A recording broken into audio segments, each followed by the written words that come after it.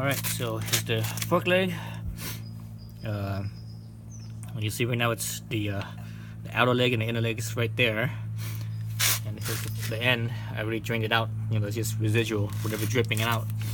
So what you need is you need these blocks, these clamp blocks with these little bolt heads on here. So it has a little, you know, it kind of sticks out a little bit on both sides, you know, on both of them. And the reason for that is you just slide the fork leg out at the end, towards the very top of the fork leg. You have the hose, the oil passage hose. So that's what those little bolt heads, they go into those holes. They go into those holes. So there should be 4 of those holes, 4 sides, like so. Then you put this in a vise, clamp it down. All right, let's put it in the vise and clamp it down. Oops.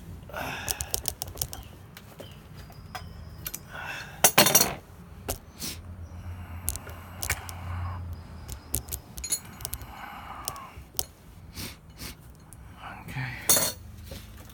Get my vise there. I'm gonna, let's see.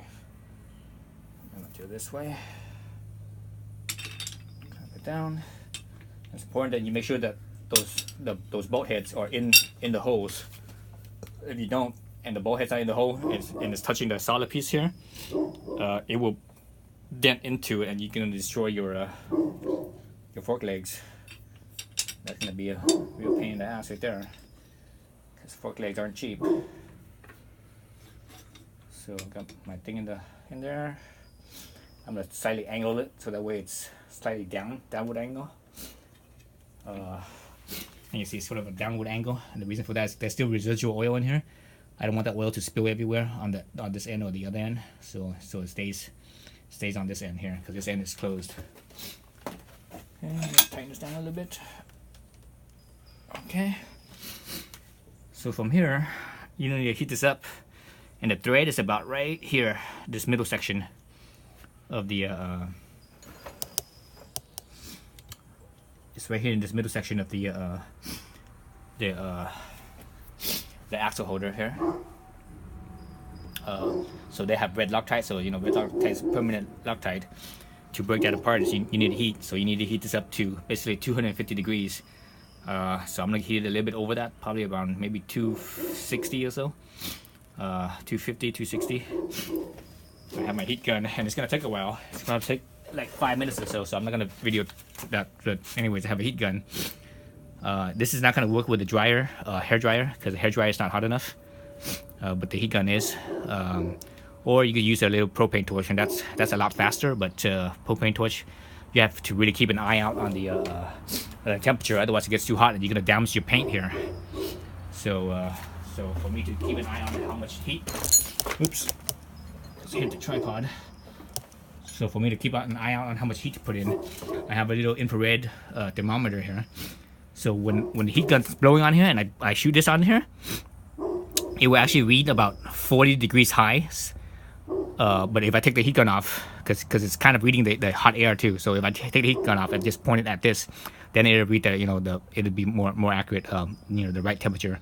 So that's about a 40 degrees difference. So if my heat gun's on there, this should read like 290, almost 300 degrees, for this to be 250 degrees. So that's what I found with the first leg when I was doing the first leg. That's what it showed. So yeah, so I'm gonna do that, and I'm probably gonna do that off camera. Actually, let me spin this thing real fast. So right now it's still cold. We know that it has red Loctite. It shouldn't really spin very well, because it's like I said, it's red Loctite. And this piece is a reverse thread, so it's basically righty loosey, okay, instead of righty tighty. So let me see if I can spin it and see how much resistance there is. Oh my god.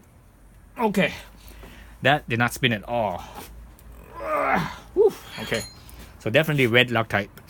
So that did not spin at all. So that's how you know that it's tight, or the red Loctite's not broken up. Once the red Loctite breaks up, you can spin this, and it's not easy to spin.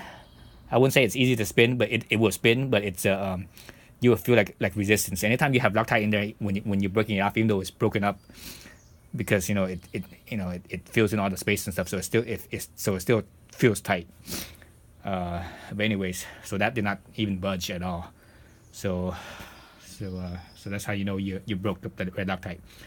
Okay, so stay tuned for the next video.